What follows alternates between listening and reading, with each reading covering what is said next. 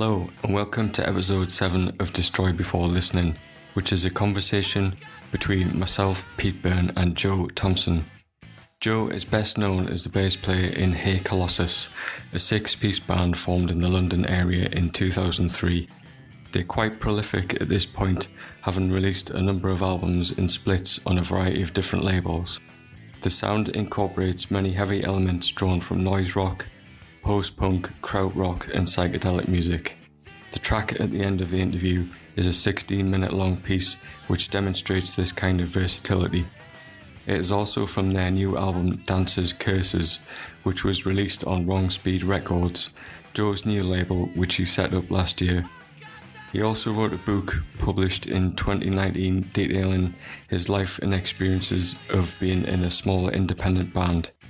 Hey Colossus are a group I don't know that much about, so it was good to hear the details about their background and how they work.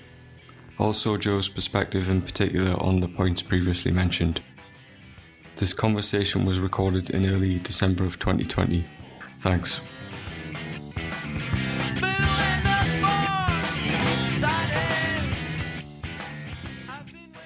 Okay, I was just wondering why 3 guitarists in Hey Colossus, like what was the motivations? Trying to orchestrate a song or something, it must be quite difficult.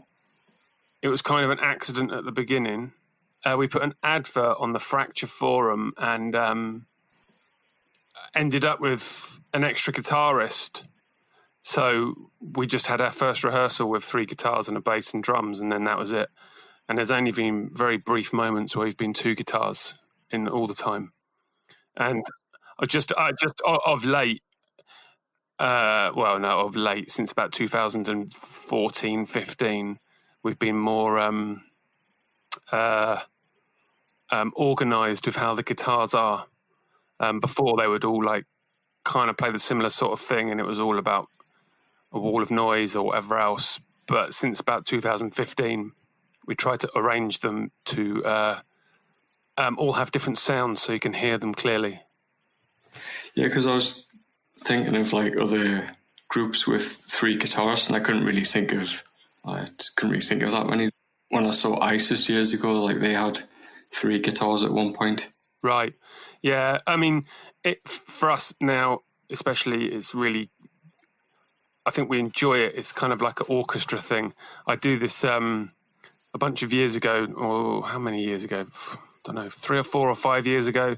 I did this Rhys Chatham thing in Liverpool, and he had 100 guitars, 8 basses, and 1 drummer, and we did it in that big church there on the hill.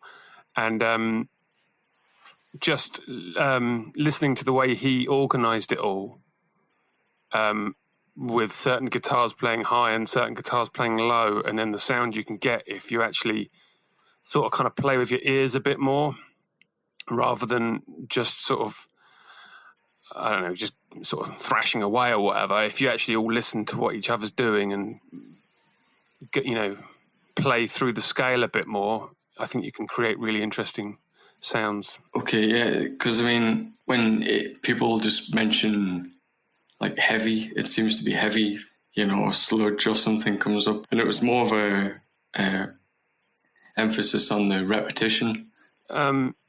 Yeah, well, early on it would have been, we kind of did want to be kind of hefty, I guess. We did a split with that Japanese heavy band Dot, and we kind of mixed in those circles a bit. But after a bunch of years of it, it got a little bit, and not to put that whole world down, it just got a little bit tiring. So we switched up, and people say the repetition thing, but and I hear it at certain points, but on, say, the new album, there's a couple of songs that do that, but on the whole, we kind of arranged it to be more widescreen than that. Okay, well, I was thinking it's more like Lungfish or Loop or something, bands that use that kind of idea. We love those bands, of course. Yeah. Especially Lungfish. Where would you put yourselves in? Because you get like noise rock or krautrock. Yeah. See, I don't know where it lies, you know. No, nor do I. I mean, when again, just to go back right to the very beginning on that advert on that forum, all it said was we wanted it to sound somewhere between Fudge Tunnel and Can, and that was at the beginning, and so like it's not that now. You know, you certainly couldn't hear Fudge Tunnel in what we do now. I don't know. I guess it's not up to us to say. I have this thing anyway where it's all in the eye or the ear of the beholder. Like we can say, oh yeah, we think we're this and that, but really it's up to whoever's listening. Yeah.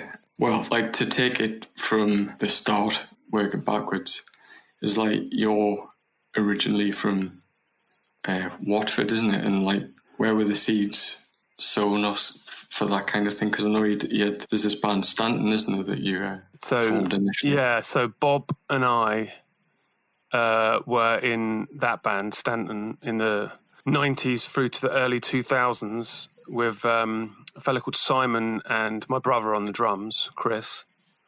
We did kind of form in and around Watford because a couple of us went to college there and we lived there or lived near there. And then my brother moved to Brisbane in 2003 or 2004. So that band stopped and that's when Colossus started. So Bob and I went on to do Colossus and we just decided we wanted to do something heavy because as kids, that was our music. Like heavy music was what we went to see all the time. Yeah. But you know, like whoever, like 1990, we'd see Nirvana and Godflesh was supporting. So we would have been 16 then. That sort of stuff was influential. And so when Stanton was around, that was kind of more Sebadoh-y, indie, punky sort of thing. But yeah, so with Colossus, we just wanted to do something different. So that's what we did. And any idea of being a heavy band probably came from the music we listened to as children. One of the first gigs I went to was with Bob. We went to see Status Quo. We went with his mum. We went at Wembley Arena. I was 14 or maybe 13 or 14. It was in 1988 anyway. And I didn't know about going to gigs because it was the first gig I'd ever been to. And I asked Bob's mum. Basically, I was more of a sort of a football fanny type person. I like football, whatever. And in football, you don't wear your team's top to a different match. So I assumed the same of music. So on the day of going to see Status Quo at Wembley, I asked Bob's mum whether I was allowed to wear a different band's T-shirt. I thought it would kick off or something. I thought there would be big trouble if I turned up in an Iron Maiden T-shirt and the Quo Army would lynch me. It turns out that wasn't the case. Who was supporting? Who was I supporting then? No, who was supporting Status Quo? I'll tell you who was supporting Status Quo. It was a band called Honeymoon Suite.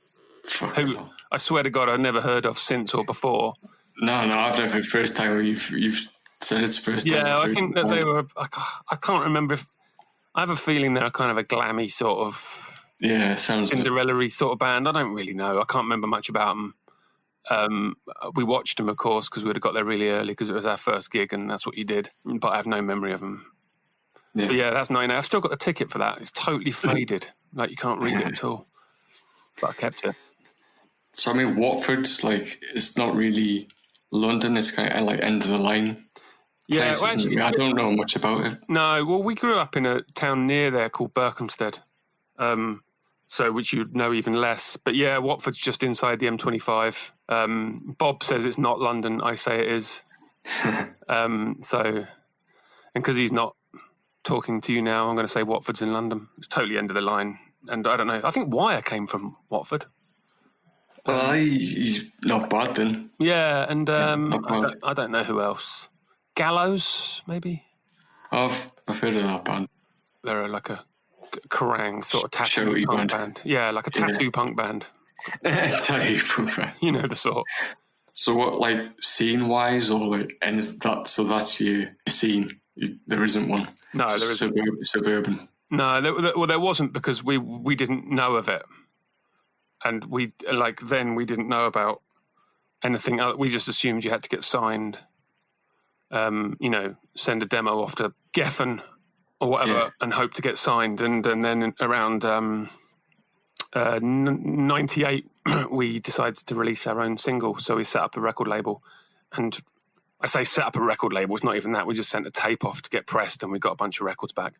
And then we made up a record label name.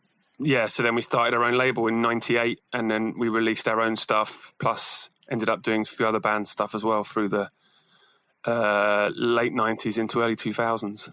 So this is Johnson family. That's it, yeah. We did we did a Charlottefield album, we did Cove, we did 2 Minute Men compilations, we did a couple of Rains albums, we did a few 7-inches, some interesting stuff, and then we stopped around 2005, 2006. So were these all local area bands? I guess they were arguably more southeast. Oh, okay, like Brighton or somewhere. Yeah, Charlottefield were kind of south coast. Brighton, Hastings, Cove were kind of Tunbridge Wells, I think. Maybe they ended up in London, but I think they were from Tunbridge Wells initially. Rains from Somerset and still are. Okay. Yeah. So like outskirts. So what have you discovering like the city, London, music? Yeah, I ended up moving in like properly into London like around then as well. And so it's at that point where you discover the world, don't you? And you discover that there is a little pocket of similar-minded people. And to be honest, most of the people we met then, I'm still friends with now, and are still part of what we do now as well. Okay, because I mean, all I knew of London when I was growing up was the band Fabric and Understand they were from Southend, when that was like all. Yeah. They were like the hardcore bands of the UK, that I kind of knew of, I suppose. Yeah, Understand. They were the Southend band, weren't they? Yeah. Because they changed, at least 2 or 3 of them went into the band Woe. I was going to ask about that because you did splits as well. Yeah, so with Colossus we did a joint, we all played sort of together, like as a 9 or 10 piece with them, and recorded at John Hannon's studio just outside Southend, which I guess was 2004 or 2005, because it was the original Colossus lineup, so it would have been quite early on. But still friends with those people. So is this where the idea of like more guitars comes from then, or more layers to the sound? No, not then, because we're already 3 guitars at that point. It's just, I think James probably knew them best because he was in that band Yeast, and I think Yeast did an album on what's that label? Household Name Records. Household Name. They were like the London sort of hardcore beatdown label, weren't they? Exactly. So James was in a band called Yeast, and their albums were released on that label, and I think through them he kind of knew John Hannon and that gang more than we did at that point. Right. And I think just through chatting, because they'd gone from doing that sort of more hardcore-y band into being way more experimental. Like John Hannon's now in that band Libere, if you know them. Yeah. And I've heard them mentioned. Yeah. Yeah, so it's pretty radical. You wouldn't put them in the same basket as Fugazi or whatever. Because he's doing that now, and I really like Libere, actually. Their records are excellent.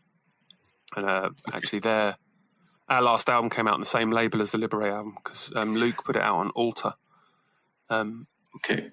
Wait, was this just connections coming round again and just... Yeah, that's what I'm saying. Like the people we met probably in 98 to 2002 are still the same sort of people you sort of hang around with now. Like Chris, who's in the band now, was in Reynolds, which I know you know that, but like having, because we spoke earlier, but so we met him it must have been like 98, 99 when he was in that band. And then he was in Lords, and we just kept in touch. And then Colossus did a split record with Lords, couple of split records with Lords, and then eventually he's in the band. Looking over your discography. It's just, there's a lot of splits and there's just a lot of output. How does this stuff come about? Is it sheer like your productivity, or is it like something you think of? I think when we was doing Stanton, we existed for about 10 years and released one album. Right. Like, it was a couple of 7-inches, but we did one album, and I sort of think that we weren't perfectionists, but I know bands that are. Like, if you're a perfectionist band and you release one album in like your 10 or 15 year thing, I think you just miss a trick, because you're not telling the full story, and I quite like a full story. Like, for Colossus have remained with the same band name from like 2003 to now, so 17 years. But if you listen to the last album or any of the last couple of albums and listen to the first couple of albums, you would think that there was different bands. But I like the story. So we've released, 13 albums in that time, plus a whole bunch of other records.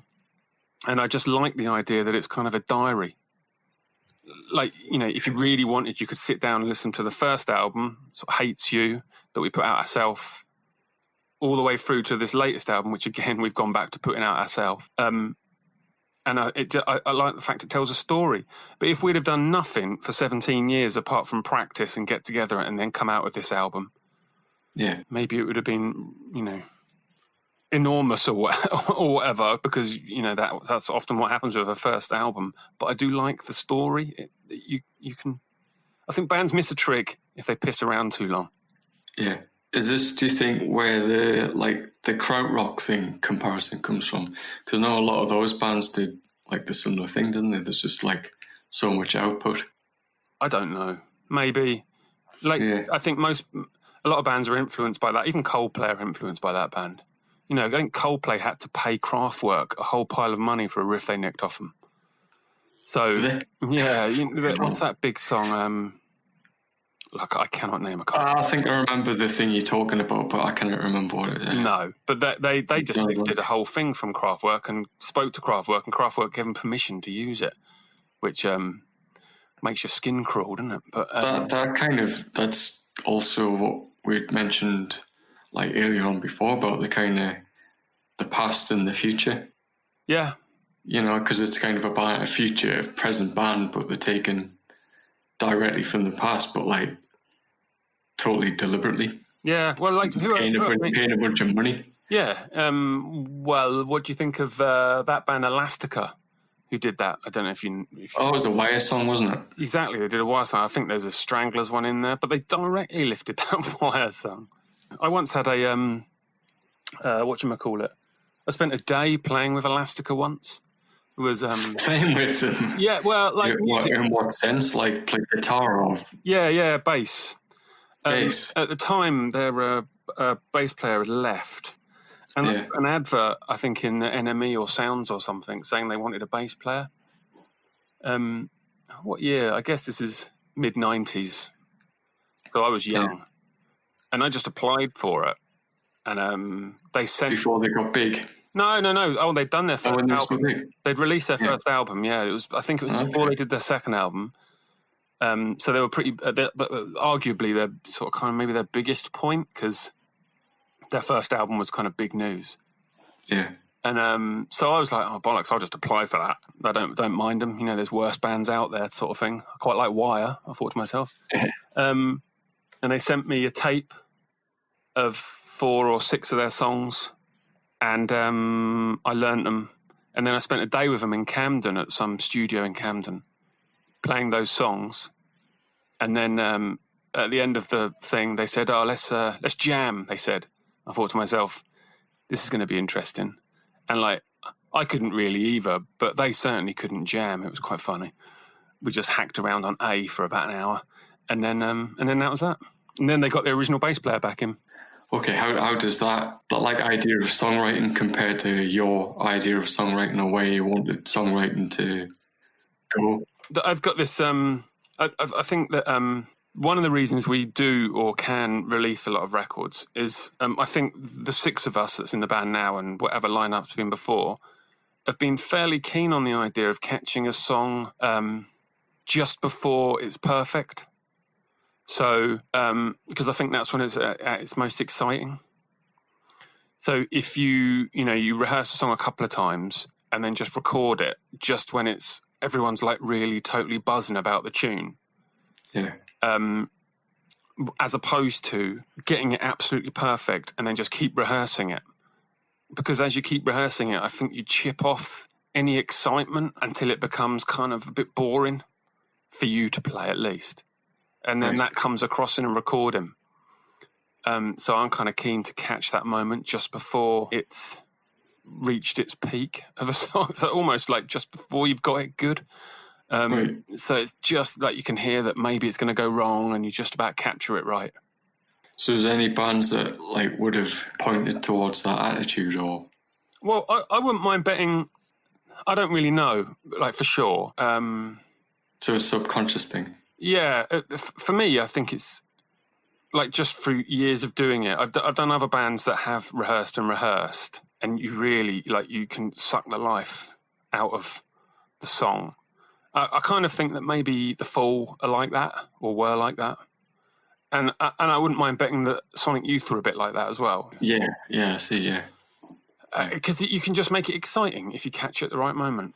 I was briefly in a band, early 90s, again young. It was an advert in the back of NME, and someone wanted to form a band like Blondie and Green Day. So, again, I'm like 18. I just want to play music with anyone. Like, from about the age of 18 through to about 30, I was in like 4 bands. I just wanted to play as much as possible. And I didn't, I didn't, up to a point, I wasn't really bothered about anything other than just playing and hanging out with people. And this was one of those moments. So I was in this band for 9 months, and I applied off the back of the advert that was in the back of Enemy or Sounds, and went along for to meet them and play, whatever that's called. Yeah. What's it called? What's the word? Meet and greet. Yeah, like, and you want to make sure you can play, and you want to make sure they're not murderers or whatever. God damn. Audition. That audition doesn't sound right for music, but anyhow. Went along for one of them and got in, and it was in Crouch End, which is a kind of a posh part of North London. It was posh then, it's even posher now. Yeah. And it was in a big house. For like about a month, I was going back and hanging out and playing, and we were basically just sounding like I want to kind of say like a lame Britpop band or something. It was kind of terrible, but I was into it because it was free rehearsal. And then one day the guitarist turns up, and he's like, "Oh, did you see the Sunday papers?" And I was like, "Oh no, I didn't see the Sunday papers." And he brought it in, and it was the singer in this band that we were playing in, and like she was on the cover of like the magazine, and it was Ray Davis's daughter from the Kinks, and he was financing this project for her. Okay. And then Ray Davis from the Kinks ended up coming into the rehearsals and writing the songs for us. We'd turn up with a 4-track with these like kind of Kinks style riffs for us to play. Because we were kind of young, 20 and 19 and this sort of age, so we probably looked all spunky and whatnot. So he was coming in, but we were rehearsing these songs. They were kind of very lame, but we were rehearsing and rehearsing and rehearsing, and we killed every ounce of energy out of every single second of every single song, and it went nowhere. And it was terrible, and I quit after 9 months, and the guitarist chased me down the street. And that was the end of that. But that was a lesson for me in over-rehearsing a song and just killing everything from it. In that sense, then, Ray Davis influenced your musical career. There you go. Yeah. I'll take that, yeah. There you go. Direct. Yeah. We're all like one or two steps away from people, right? Okay. Ray Davis. The London scene, I suppose, of the 2000s it's like part chimp and Todd, and then there's a kind of Gringo Records. I know it's not London, but it's that area or that kind of style.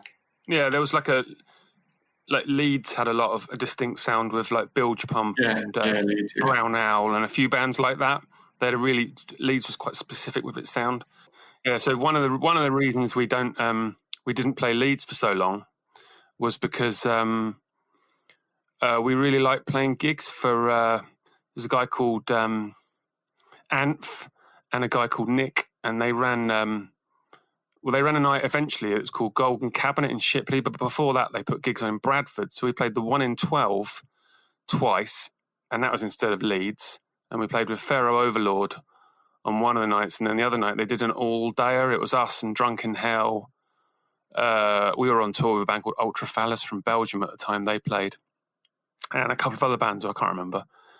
And then they moved their gig putting on thing to Shipley, which was, to my basic geography knowledge of that area, is very near to Bradford, if not connected. And they put them on there at the Kirkgate Centre in Shipley, and they were called the Golden Cabinet Nights. And I think that they were really super influential nights, pretty much for the whole country.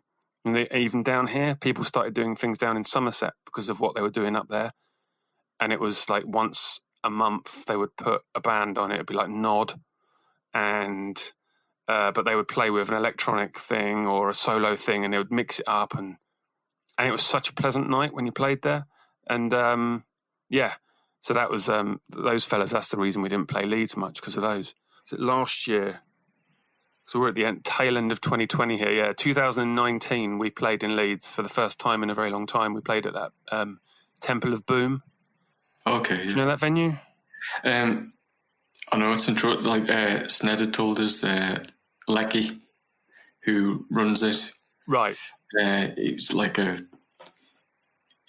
it's kind of in trouble, but yeah. Right. Yeah. What isn't at the minute? But that place, I thought it's an excellent spot. Really, really nice. And so that was the first time we played Leeds in ages. And why was I talking about Leeds? Because you asked about the band. Yeah. No. Okay. Yeah. From that time. Yeah. So Todd, Chimp, Lords as well, and then we did that split 10-inch. It was us and those three, actually, and I thought that kind of, despite the fact we were involved, I thought that kind of caught the moment quite well. It was put out on 4 labels. We did it on our label, which was Johnson Family, which was still running at that point, and Southern put it out, and Gringo put it out, and Rock Action, Mogwai's label, put it out. So there's all the bands from the labels they were on co-released that 10-inch, and then we played like 6 shows around the country. Yeah, it's like London, Oxford, Brighton, Glasgow, Leeds, and Nottingham. And yeah, it was a really splendid time, and I thought that caught that time. That was around 2005, maybe 2004. Okay. Yeah, I know it's only like it's not that far, but you've got it's very like regional, isn't it? And you forget, even though like the UK small in comparison to Europe, America, wherever. It's just I think it's all like closed in a bit now because. Without being obvious, but it's like the internet has brought it all together. The internet's brought it all together, right? Yeah. Like I feel like it kind of did exist then, but it really exists now. Well, labels wise, with a lot of stuff, you've been on a lot of labels, and a lot of labels have had a hand in what you're doing. It's just how does. Do people just ask you to do a record and you do a record, or it's just a process? I think for us, it's kind of the other way around. We'll record an album and then see if anyone wants to release it. Like we've never been signed to anyone or anything like that. Everyone that's released records by us has been essentially friends. In one way or another. I'm not sure any strangers have released. Do you know what I mean? We haven't released records of any. We haven't released records of any like officially big labels. They're all kind of. I don't want to say low key because that's unfair, but they're certainly appropriate for us. And yeah, we record the album and then see if anyone's interested. So, what is it? First couple we did on our own label because we still had that label going. And then Riot Season released 2 or 3 albums. And then Rocket released 3. And MIE released 1. And Alter released 1. And then this one, I set up a label about half a year ago and I just put it out. So... This is wrong speed, isn't it? Yeah, I set that up the middle of 2020 because I was furloughed from work because my wife wasn't very well, so I couldn't leave, and went a bit stir crazy, as I think everyone has in the country this year. Yeah. And everyone came up with different ways to entertain themselves. Maybe they started a podcast. Yeah, probably, yeah. Yeah. Yeah. or other things. And so for me, I started a label and started a radio show and a blog. So. Yeah. This podcasting was an idea before the whole situation. Right. So it would have happened regardless one way or the other. Yeah. It just had to happen in a specific way. Right. It just did. You just adapt to it. It's like being like a band, you just adapt to wherever you're playing or however you're playing or whatever. But just format and like people and none of it. It made no sense. Yeah. Until like a year ago. Yeah. Well, that was, to be honest, it's the same with the label thing because the last couple of records, I've always had it in the back of my head. Maybe I should do this, or maybe we as a band should just release this ourselves. Because sometimes you'll give an album to a label, and as keen as they are, in the back of your own mind, you're thinking, if this flops, they're going to lose a ton of cash, or I don't want anyone to lose money. But if I lose money, then it's my own money. It's my own sword I've died on, or whatever. Which is what's happened this time because it's a double album, and I know it hemorrhages money left and right if it goes wrong, and it costs a lot to make because it's a double and whatever else. So the timing worked out well, but I'd been thinking of doing the label for a few years. It's just I definitely got prompted into doing it this year because of the situation. Well, if you'd already done a label, it would have been, a bit a head start. Yeah, I mean, there's a big time difference. Like Johnson Family finished around 2005, 6-ish, or 2007 maybe. So it's like 13 years, and so time's different. And, I'm clearly way older and just as unwise to think that doing a label is a good idea. I listened to your previous episode with Nick. Okay. And he ran his label, didn't he? And he ended up saying it was, what did he say? He didn't say a noose around his neck. What did he say? It becomes a kind of a chore rather than something. Yeah. Like how do you keep hyping the next release as being awesome when you did it for the previous few? And I kind of get that, and maybe we got that a bit with Johnson Family. I don't know. But this time it's just kind of, I guess maybe it's new. So, I've got 1 more release coming out in February or March, which is actually a co-release with Gringo. Just spoke about them earlier, and that's that Wolves of Greece band. Do you know them? I remember them from years ago. They played Newcastle, yeah. Yeah. Is it someone from Bob Tilton and like? That's it. Is it the guy from who used to drum in Heresy who plays in that band? Yeah. So it's Heresy drummer, singer, guitarist from Bob Tilton, Chris from Reynolds and Lords and Colossus on guitar. Yeah. And Phil on bass, who was in Lords with Chris. The record is one side is like a Peel session they did, 2003 or 4, and it's like the best thing they recorded. Like because they only released one one-sided 10-inch in their time, and it's fine. A one-sided 10-inch. Yeah. That's a bit of if you're talking about losing money like that, must have definitely lost. Yeah, because it's only like 9 minutes long or something, and and it's fine. It's pretty decent, but Like in the same way that people argue that the best early Napalm Death recordings were the BBC sessions, right? Yeah. And it's the same with Heresy as well. The BBC sessions. All those got issued, didn't they? They like properly. Yeah. All those. Yeah, I think Earache put them out, or whoever else, and like Godflesh did them as well. Although Godflesh's records always sounded quite good anyway. But so the BBC session sounded better, and that's definitely the case with this Wolves of Greece. I think the John Peel. It's a live show actually. And John Peel introduces it on the record as well. He's like talks, and then they play, and it's just absolutely alive.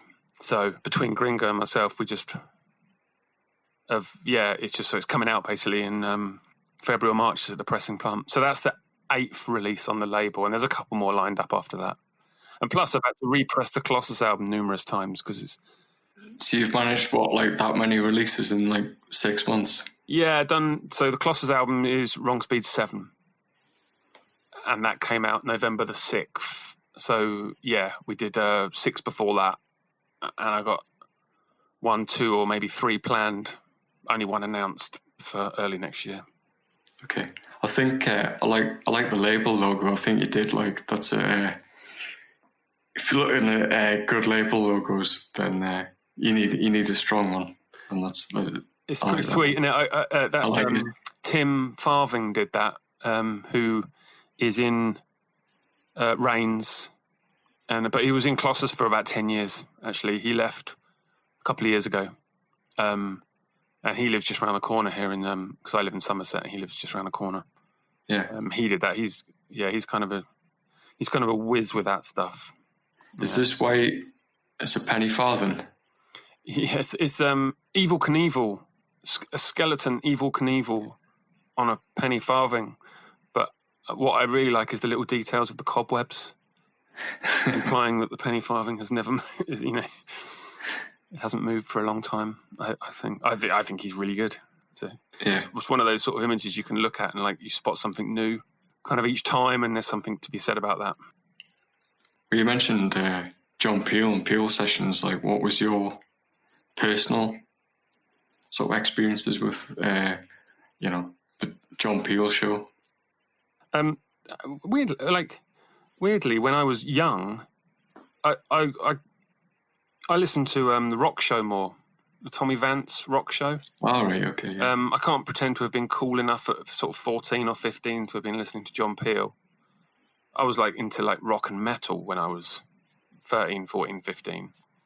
So Tommy Vance was the show. It was Friday nights, and I used to record it on a tape, and then listen to it over the weekend and pick up new things from him. And then John Peel was a bit later for me.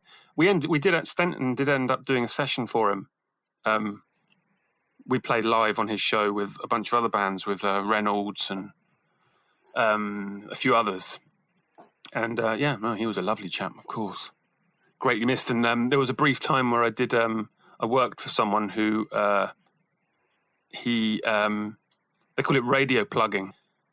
It's when labels pay a radio plugger to get things on the radio, right? Yeah.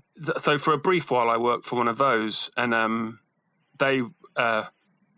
You were working for a place that plugged records? Yeah, it was just a couple of us. It was a friend who ran it. He was doing me a favour because I was out of work for a year, so I just did a couple of days a week with him. And we'd occasionally have meetings with producers, and one of them was with John Peel's producers, and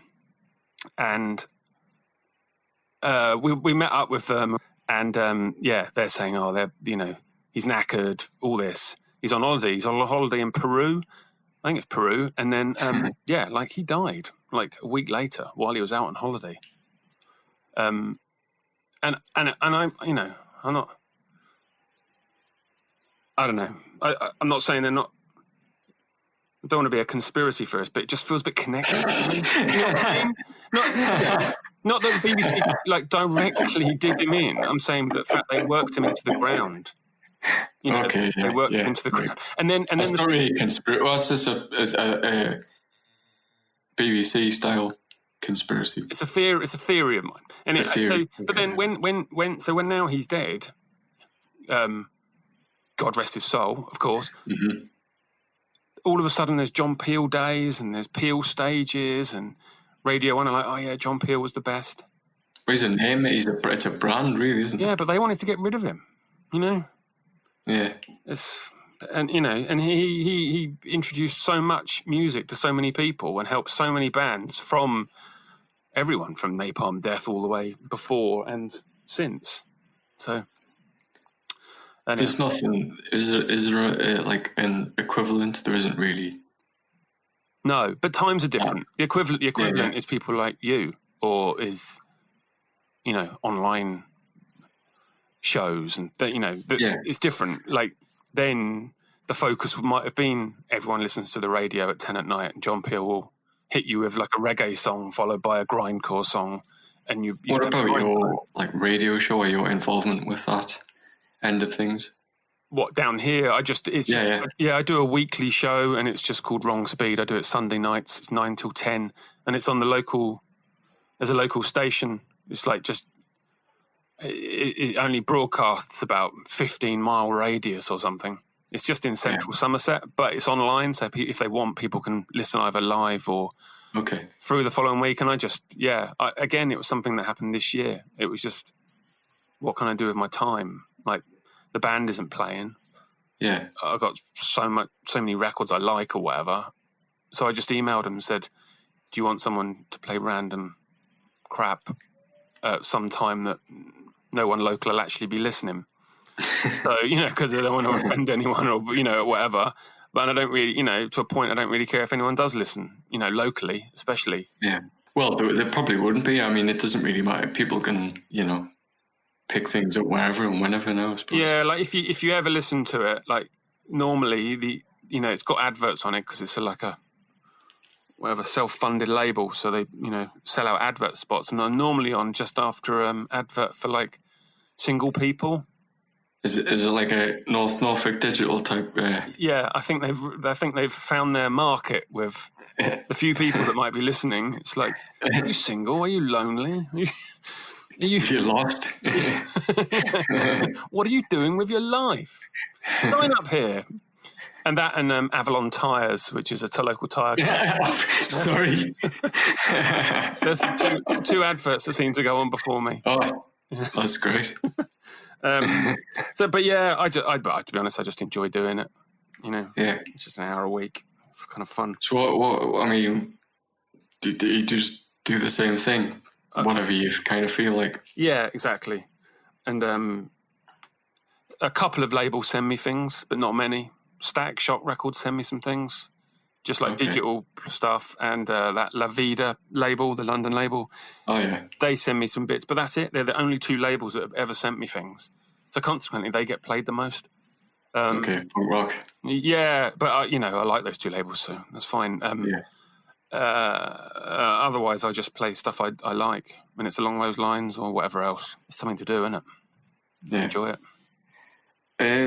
I was going to ask about like recording processes as well, because I mean, with that amount of recordings you must have made, like how, when, where, how do the how's the experiences, or how do you approach? Well, I guess the rough approach is we never have fully formed songs when you go in the studio because we all live miles apart. And currently, we've got one in Sheffield, one in Nottingham, one in Watford, one in Somerset, and two in South London. So we do not rehearse with alarming regularity. So we will do 8-hour rehearsal sessions every now and then in a studio that is inappropriately positioned in the country for everyone. So no one feels like they've lucked out by having a local rehearsal. Yeah. So we'll travel irritating distances to get to it. Is this like a group somewhere that you hire, or like permanently, or? No. We used to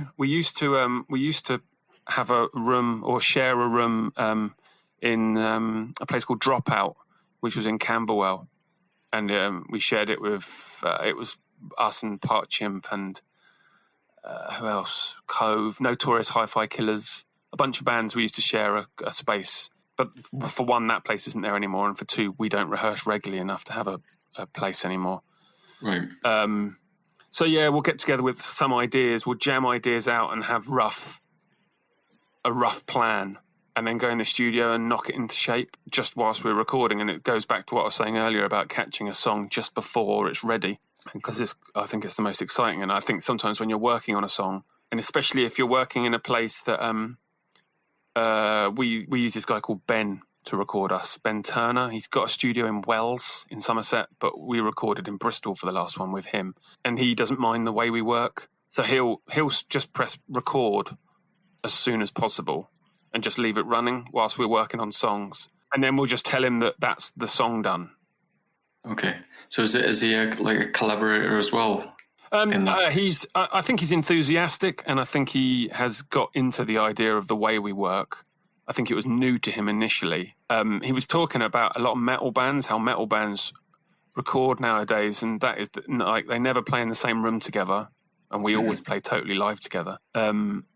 They never play, the drums will do his bit with a click track and then go home, and then the bass player will come in and then go home, and then and he can see the merits in both ways. But I think consequently quite likes the way we do it, just because it's almost old school, because it would be all six of us in a room, and he has it set up with the amps facing in certain ways and whatever else. We can all play in the same room together at the same time. And for us, I think it captures the moment nicely. So is that the way you've done it, like, indefinitely? Is that the way you've always done it? With this band, we've done it that way probably since about 2007. First couple of albums, we did have songs, like as in kind of rehearsed songs or whatever else that we'd play live and go in and record. For instance, the first album we recorded over 2 days. We had Phil from Reynolds had a portable studio. It was called Place Position, and he would bring it to wherever you were. So Bob had a work spot. He worked in central London at the time, so we went into his work over a weekend when it was empty and set up a studio in his work, and we recorded on a Saturday and Sunday. But the Friday night we played the same set that we were going to record. We supported that band Black Eyes. Do you know them? The Discord band. They had two drummers and a horn and a bass. Is this a more of a like mid 2000s? Well, it will be one, a mid 2000s Discord. Yeah. I wasn't so much like paying attention, I don't think, by then. Right. I thought they were a pretty exciting band. So we played with them on the Friday night at a Silver Rocket night upstairs at the Garage in North London. And then the next day we just dragged all of our crap into Bob's workplace. Phil turned up with his studio and we recorded the first album, having played those songs like the night before. So at that point we had songs. But then from around 2007-ish, maybe the first Riot Season album, which was called Happy Birthday, that's when we sort of started working like this. Mm-hmm. And I find it quite exciting to do it. You're on kind of edge of seat stuff, because you book the studio without 100% knowing what you was going to come out with. Like, there's a song on the new album. It's called Trembling Rose, and it's 16 minutes long. And it came together so beautifully. And that was the second time we played it. That's on the album. And the only reason the first take didn't make it is because someone spilled a cup of tea into a piano. I think it vibrated in, and the piano looked expensive. So we stopped and quickly mopped up the piano, and then did another take. And it was literally probably the first time we played it all the way through is the version that's on the album. And to my ears, when I listen to it, I'm still edgy about us making mistakes in it and stuff. And so consequently, I find it quite an exciting listen. And I like the idea of maybe people listening and getting that feeling as well. I like the idea of going to see bands where it might fall apart at any point. There's something to be said for that, like a small room, a band, like just managing to keep it together. There's something more exciting about that than a totally well-rehearsed thing sometimes. Yeah. What about the technique, like digital? Or did you record on, you would have recorded on tape at some point? Yeah, earlier, the first couple of records. Certainly the first three were on whatever it is, tape, 1/2-inch tape. Yeah. But then it switched, I think, when around 2007. I think I got a feeling we recorded Happy Birthday, the fourth album, just on Reese's laptop. We just had the studio for a weekend or a couple of weekends, and I've got a feeling we just did it all onto his laptop. We might have done that for the next one as well. They had good microphones down there. That helped. Yeah. We could use the good microphones, but I'm pretty sure Reese just put it through his computer and then worked it out like that. And then we did a couple of albums with Cedar, Tim from Part Chimp. He recorded them properly in Dropout. Right. And then for about the last 3 albums, so Guillotine, 4 Bibles, and the last one, Ben recorded. And so he has a studio, which we record in. Did the band have any feelings one way or another, or was it just set up and recording? It doesn't really matter how or what you're recording on. It's just like the idea or if you say you work pretty immediately, then I suppose it doesn't really make too much of a difference then. What, whether it's on tape or... Yeah, just how it's going to compress, how it's going to compress or whatever, how are you going to... I don't think people can tell the difference nowadays. No, like audiophile kind of members of, some people can be I don't think kind of specific. I think that tape's really expensive. You get caught up in having to get good takes, whereas the way we do it on just this, you can just have press record. Like basically Ben will be setting the room up and have pressed record from the beginning. And then we'll say that was a good take. And he'll go, well, actually the snare drum wasn't mic'd up or whatever. Yeah. But then he'll just boost it off another mic channel, we'll go, well, that was a good take. So he'll just somehow, through magic, work it out, and I think he quite likes that. I'm assuming for him, but I think he quite likes that challenge. It might have initially frustrated him, but I think he finds it quite, I'd like to think he finds it kind of exciting as well, working on the edge like that. Yeah. Do you share things remotely or send each other song ideas? If you're scattered about the country, do you swap ideas? Yeah, we seem to have an ever revolving Google Doc thing, or whatever it's called, right. that currently has about 35 or 40 ideas in for future things. Mm-hmm. Or people will send stuff around. Yeah, exactly. Of course, it'll be like, oh, this is, someone will say this is a riff or whatever. That I think we can do something, So we all have it in our heads. So when we do get together, you go, okay, yeah, there's this riff that goes C, D, G, or whatever. Yeah. So you're always planning ahead then when you've got your... Well, you've got this album up, but you're always Yeah, of course. I think everyone is. Something else. Especially at the minute. Yeah. Because, we've had,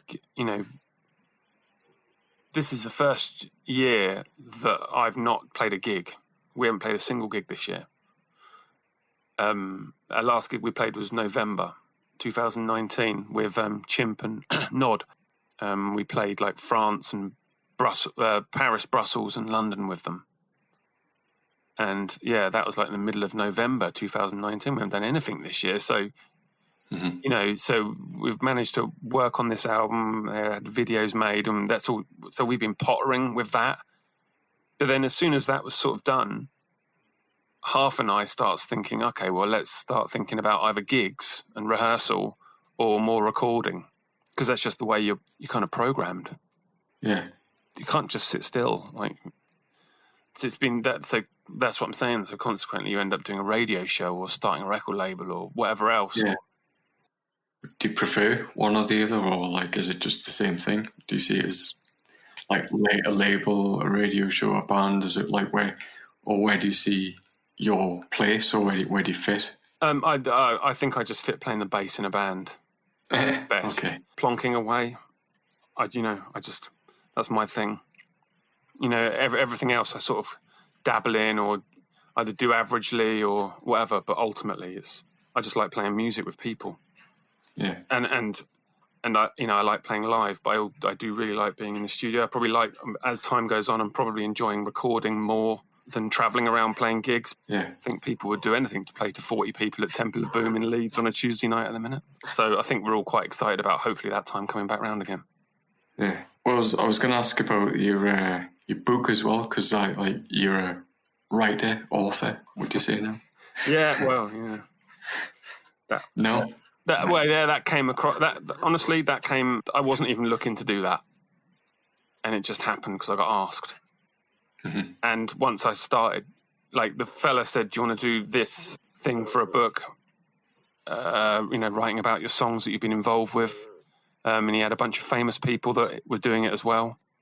So he had like Mark Lanigan doing one, and the dude from St. Etienne doing one, and him from Wedding Present doing one. And he wanted someone who wasn't famous to do one, to sort of come from a different angle. All right. So what is that?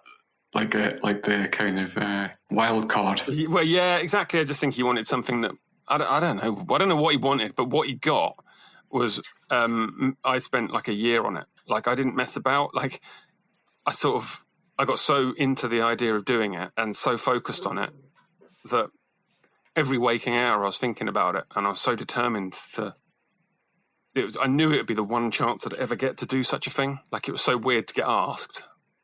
Mm-hmm. I was going to do everything within my power to not do it badly. So I did it.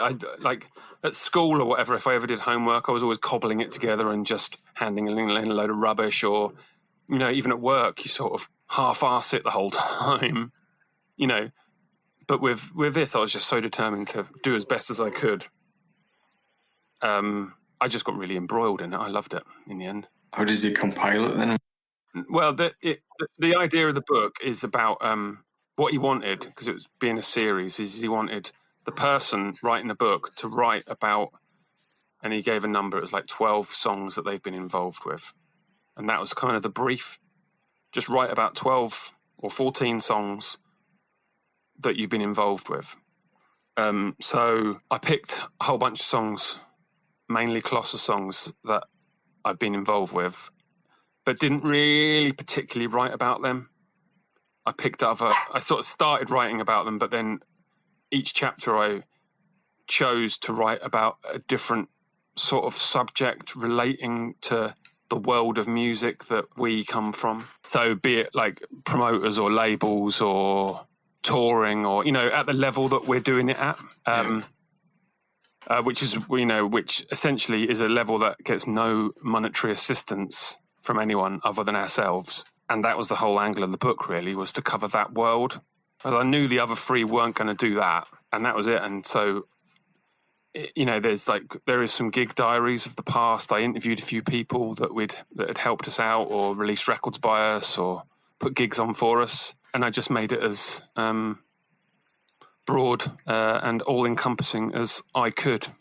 And, and it went down all right. And I sort of got, I got one review picked apart my punctuation, but, to be honest, at school, I don't remember at school being taught the difference between there, and there. Do you know? No. So I knew what the THEY apostrophe RE they are, of course. But the other two at school, I just do not remember being taught the difference between those two. Someone, I guess, should have proofread it. Oh, no, I did get proofread. Yeah. It did? Yeah. So, no, the theirs and theirs were fine. Like, it just, it wasn't like So, apparently I used too many commas.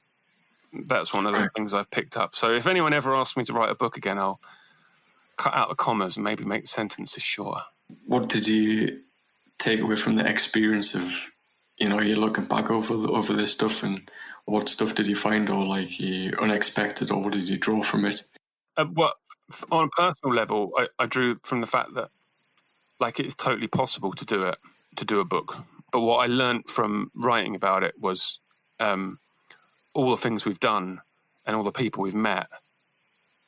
It's just the whole world that, the whole musical world that you come from. It's kind of inspiring, so you take from everyone you deal with, be it the promoters or the labels or the people that come, and I don't know, it's an inspiring little world. Big mistake.